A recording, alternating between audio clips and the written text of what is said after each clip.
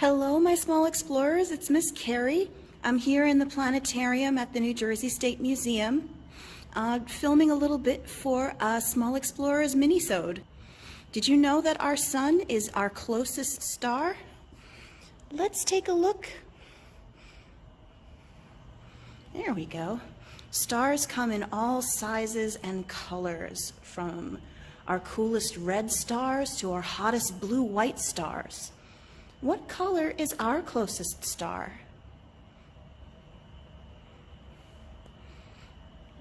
We have an average-sized yellow star for our sun.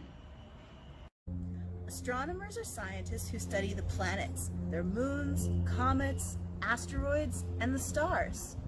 The sun and all the stars give off light and heat. The sun is our closest star, so it's much brighter.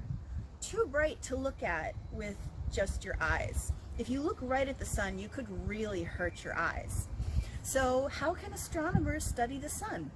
Let's find out.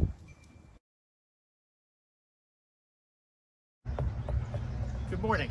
This is Bill Murray of the New Jersey State Museum Planetarium, and we're going to do a little bit of solar observing today through a telescope that is specifically designed to look at the sun.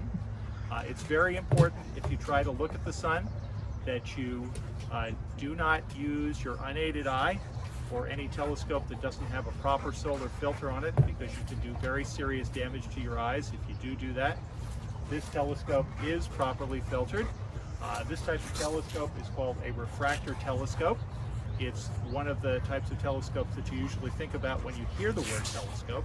It has a lens in front and an eyepiece in the back. And if I turn it a little bit towards you so that you'll be able to see the front end of it, you can see the solar filter, which is this cap on the front of the telescope that kind of looks like a mirror. That mirror is actually a filter that filters out most of the sunlight, more than 99.9% of the sunlight, and allows you to view the sun safely. Okay? So let's take a look at the sun. We can slew the telescope to look at the sun, and we'll see if there's any activity on the sun's surface today.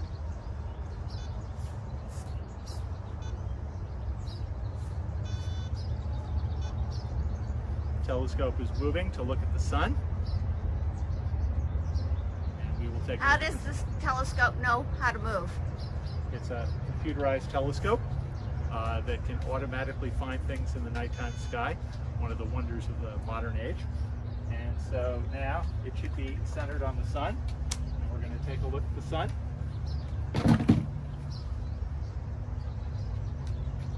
Which is in there. It looks like a big orange ball, and there are no sunspots on the sun today. That's not unusual. We're in a period right now called solar minimum. The sun has a cycle of 11 years where it varies between a maximum amount of activity, where you see a lot of activity on the sun's surface, and solar minimum, which is where we are now when you see very little.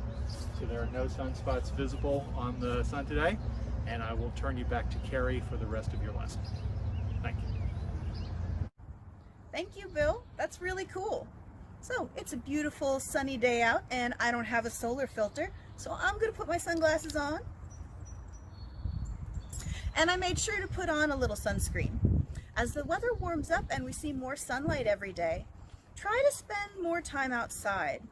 But try to take a walk around the neighborhood with your family, or if you have a yard, go out and play in the yard.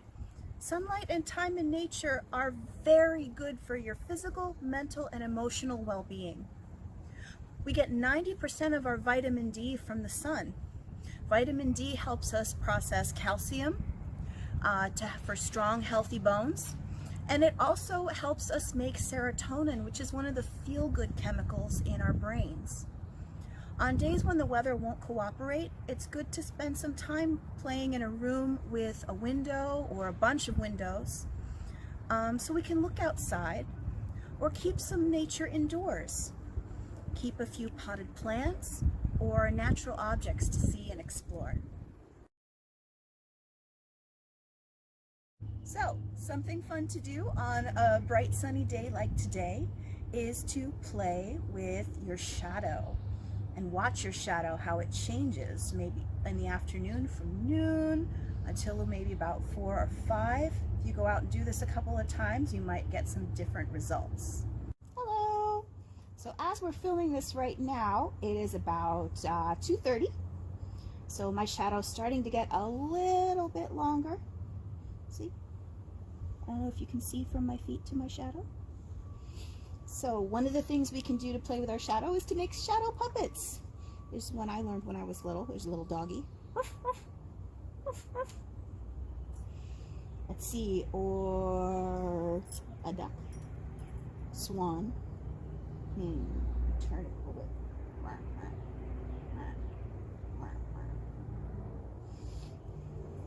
Or if you have some sidewalk chalk and someone to come out and play with, you guys can try tracing each other's shadows or shadow puppets to see how they change. If you do it at noon, does your shadow look different than it does if you do it at 4 o'clock? Why do you think it looks different? All right, this is pretty fun. All right, so thank you guys very much for joining me this week. I hope you guys have fun. Remember not to look at the sun directly. And I hope everybody's doing all right. Bye.